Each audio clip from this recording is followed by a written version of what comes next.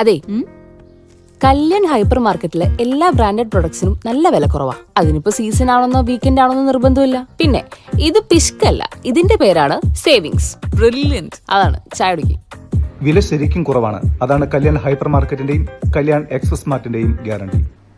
പന്നിത്തടം എയ്യാൽ മന്ത്രവാദി റോഡിന് സമീപം കാർ സ്കൂട്ടറിലിടിച്ച് 2 പേർക്ക് സാരമായി പരിക്കുപറ്റി. സ്കൂട്ടർ യാത്രികരും എയ്യാൽ സ്വദേശികളുമായ 52 വയസ്സുള്ള സുനിൽ, 50 വയസ്സുള്ള ശിവദാസൻ എന്നിവർക്കാണ് പരിക്കുപറ്റിയത്.